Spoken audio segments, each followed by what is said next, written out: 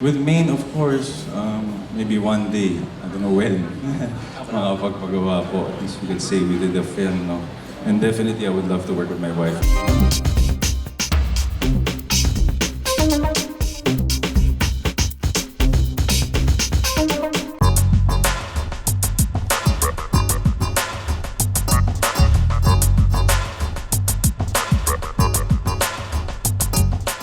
ARJO ATAYDE, palakpakan natin!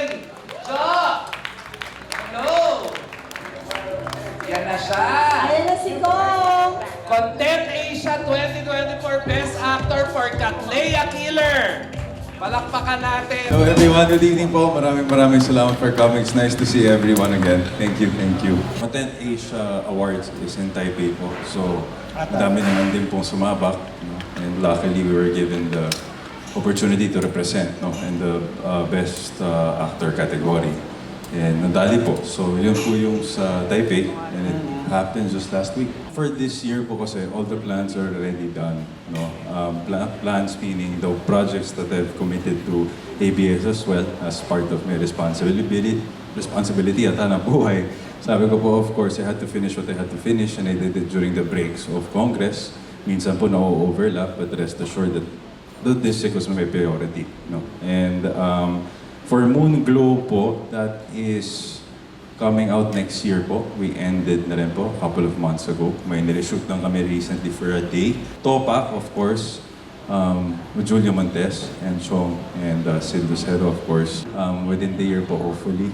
And for Bagman po, of course, not to announce yet, pero very soon na rin po, hopefully, malaman din po namin yung final na nakalabasan ito or what platform will we be coming out for this. No, it's not true. My mom is not replacing me. I have much to do. We have been working very hard in the district, no? And as a promise to my responsibility, to my commitment to the people, no? For the next, from this month actually, from last month pa, nung natapos ko na yung mga, again, my commitments, I was able to keep myself free until after elections as well, so that I could focus, of course, in the district. Of course po, during my free times and during my free days, kapag may bakasyon, kaya nga po, we travel, nakikita po ng tao, because those are the only times talaga na we get to spend time together, to be honest. Kasi pag nandito po sa Manila, of course, meron din siyang responsibility. She also has commitments to attend to, and also me as well. I juggle up, all these things, but rest assured, no, it's just time management, proper time management, and we're both very happy. If pangunahan ko na po kayo, and yeah, it's just really time management po. And she's always my priority at the end of the day as well. I had the same feeling. We went there with Kim, Kayla, and the rest of Direct Ted, and of course, with EJ, Aretanya, and the rest of the people with us from ABS-CBN and the other network. I guess none of us were expecting anything, no? To be nominated is already such a privilege. The recognition itself will be a bonus, like we always say. It's not being humble, but it's really trying to push Filipino content, trying to push Filipino connections, no? In a better way, so that we could excel back to where we were back in the 80s, 90s, etc. I don't think anyone will get used to this. No? Again, I don't work for awards. I never did. Still the same thing, still the same guy. Just really enjoying what I do. I'm learning, especially with the last projects na ginawa ko po. Insane knock on my head. Kasi obviously po, nakafocus po dito when I got back to working on screen. It was different because I was exposed to sila Ate Juday, Ito John, and the rest of the veterans and the seasoned actors that I'm very privileged to work with. So, importance, number one, it's for us Filipinos. That's always with me. Number two, it's always for ABS. Always thankful to God, my family. But what's the importance of getting it? Personally, of course, it's not just a recognition. Yes, I did a good job. It would always just motivate me to learn more. To be worthy of what they gave, and the importance of pushing. As I said, I am one with ABS, so that award that I won, sabi ko, it's not for myself. It's always going to be as a whole idea. Kasi mula po nung Cattleya pa lang to Bagman and the rest, You know, being with ABS-CBN International, they've always targeted going international. And not for selfish reasons, you know, but always to give maybe a door, no, an opportunity that could open to us Filipinos to be back on top again. Lahat, to be honest, no, everyone, anyone, still the same po. Say, when we get those interviews since before, I want to work with everyone naman talaga. It really gives me the opportunity to learn more, to stretch out, no. Nagugulat din po ako sa mga iba't ibang artista, the way they, you know, they lay their cards on the table pag sinabing action. Especially again with the last projects that I've been working with, they're insane actors, very unselfish actors, and I'd always be grateful for them and indebted, especially to the people behind Bagman and Katlea. With Maine, of course, maybe one day, I don't know when, makapagpagawa po, at least we could say we did a film, no? And definitely I would love to work with my wife. But regarding your second question, how do I choose my roles? I don't really choose, to be honest. I would love to say I choose.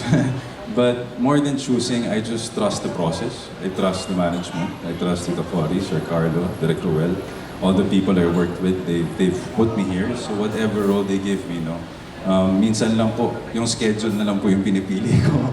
So that's about it, no. But I'm just really grateful that they've given me all these roles to be able to express my creativity as an artist, with all opportunities and all boxes, no, without being boxed out in whatever way. It's been such a journey, no? How many years? 11 years na po. It's been very fast. But I'm always just so grateful because just talking about those roles, it's been, every role has been an opportunity and a learning curve for me, given all the opportunities that all the bosses and all the management, production staff are giving me po. Masaya, this is the first of the fourth generation kasi kami ni Ria kami magpipinsan and our first cousins, no, sa Atayde side.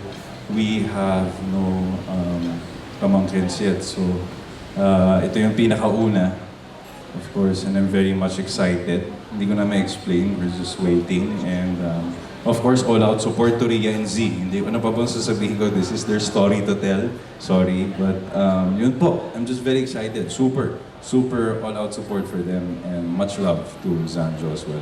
During my breaks po, in Congress po, meron kami mga isang buwan at kalahati, isang buwan, minsan halos 2 buwan na hindi naman talaga bakasyon. We also limit on the district. So during those times, just to explain, during those times of my breaks, isang buwan na yun, let's say 1 month and a half, I divided instead of, since wala po kaming Congress, we have no responsibilities in the plenary, I divided po. So I tape, I do this sick work, I do this sick work, and that's throughout the week of my vacation. When we're back to Congress, then I'll just have maybe shootings at least once a week po. But at least it's all divided from district to Congress and to my, of course, sa aking hanap buhay din naman at least weekly. Challenges, of course, a lot po, a lot. Of course, discovering the whole place, more problems and problems come along.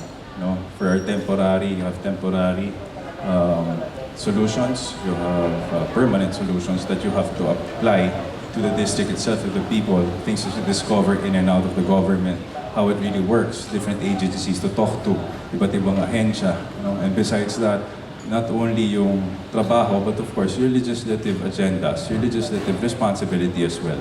So, being a congressman, there are two things. No? Your groundwork to the people, and of course, yung mga isa sa batas, no? Bilang isang kongreso. And what made it challenging, of course, is, of course, the dami din po ng batas. No? Sometimes you can't please everyone. No? There's no perfect bill. There's no perfect nothing. No? So you can't please everyone, but rest assured, no? As we go on and we learn, especially for the young ones, all these bills existing, no? Like the Eddie Garcia bill and all this stuff, have already existed from the past that we just had to revive. No? And that was between me and Kong Tof de Venecia, our chairman for the creative industries. And all these things. No? You get to learn more of how to explore like ways and innovative ways of changing. Because sometimes po may mga batas na rin po na existing, it's just that it's not modernized up to this day. No? And there's so much more to tackle, there's so much more to tell you. No? But definitely, made it challenging are all the new things that I've discovered, no, along the way of how to help people, how the long process goes, and all these things. But every challenge was accepted. We went through it. We talked to who we had to talk to. we obeyed by rules depending on who agency to talk to. So we were very blessed to be held by each and every one. And it turned out to be easier din po because, to be honest, the sitting administration, with President Bongbong Marcos, Speaker Martin Romualdez, have been very, very supportive po talaga sa congressman. And that's bias aside po, I'm telling you. It's just I'm speaking of personal experience. They've been very, very supportive, and it made everything easier, especially for us who were trying to, figure out all these new problems that we never discovered and never had. Senate, to tell you honestly po, I want to take it day by day. People have been asking me this. I want to take it day by day. Politics doesn't work that way. I don't see it that way. It's day by day. You have to learn day by day. You have to be very knowledgeable when you get to a certain position. By the book even. So for me, I'm taking it day by day. I am not ambitious as that. But I am ambitious of helping people and trying to do something and making a change in every way I can through a district. But definitely, in terms of higher position, I'm not speaking of, kung salita ng tapos, I'm not saying that, pakipot or what. No.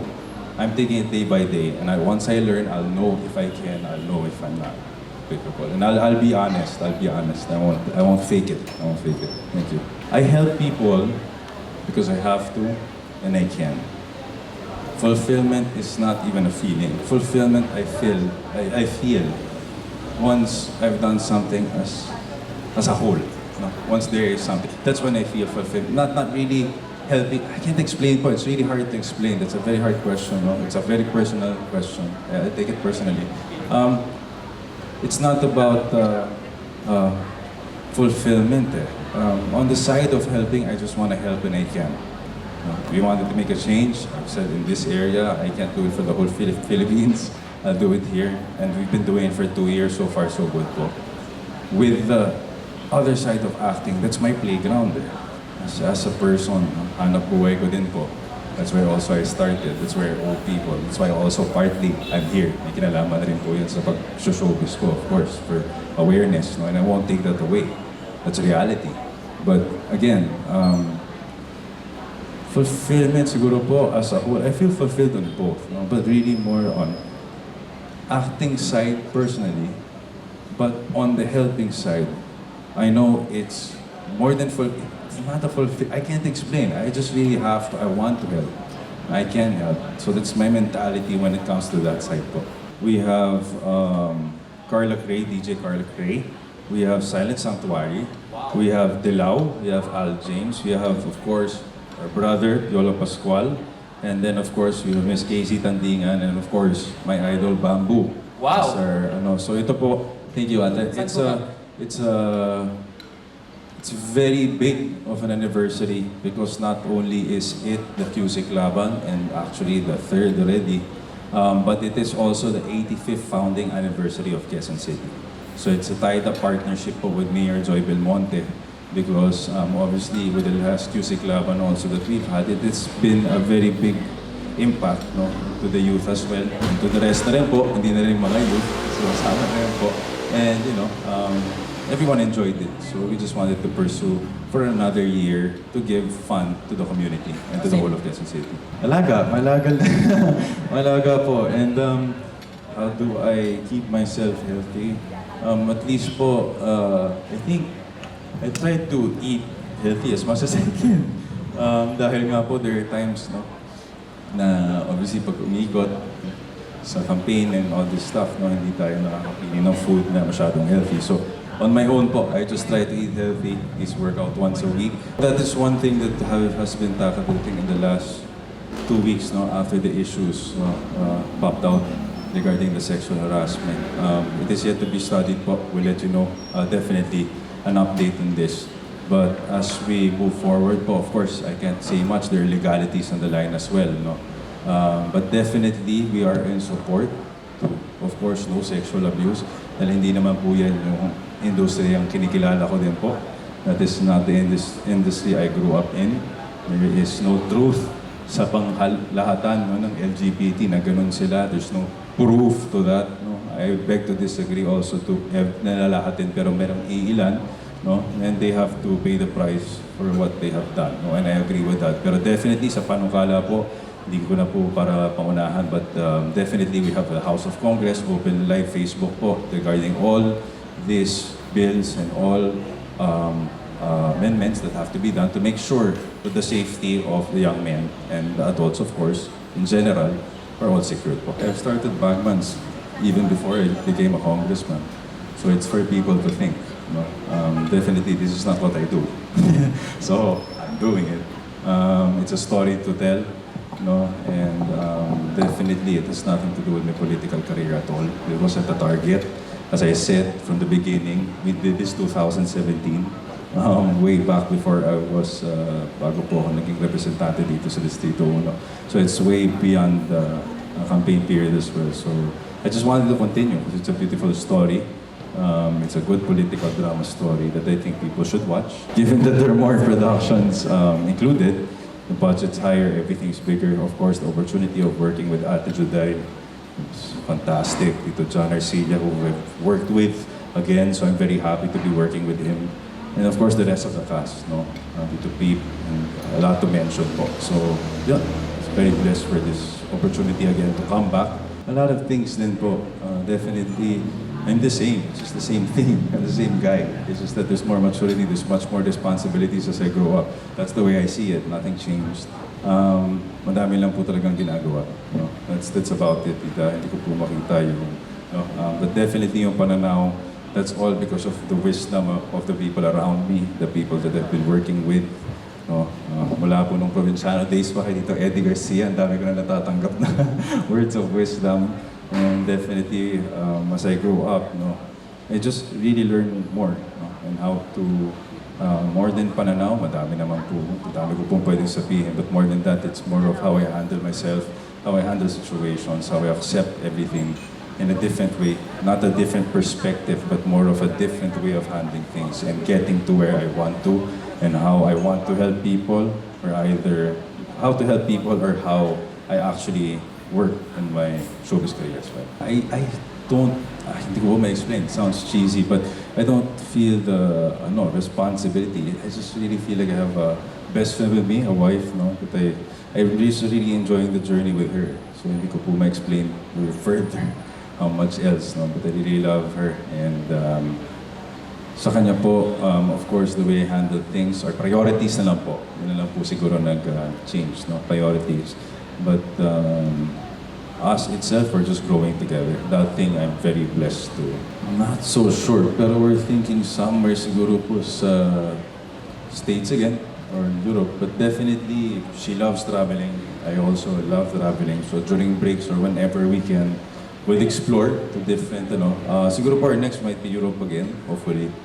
But not for a long time kasi nga po, we have work to do for the next months.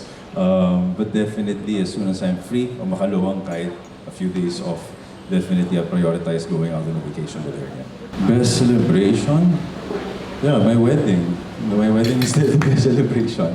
That's still one thing I'd be always, I don't know, out of words to say, but always be thankful that I could wake up next to her every day. So, thank you. As long as the people trust me, as long as the people need me, as long as I can serve the people, I will stay. In my acting career, I think I'll die acting. You know what I'm saying? I think I want to grow up acting. So that's one thing that I really want to do. Hindi ko po alam kung hanggang saan. Of course, it'll be different when we have all these priorities. No?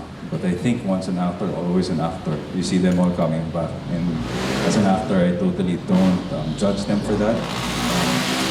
There's always a reason to come back. They'll always call you, as I always say. And mapat-theater man yan, kahit anong play or TV, big, small, doesn't matter. As I said, once an actor, always an actor. It's always going to be the same.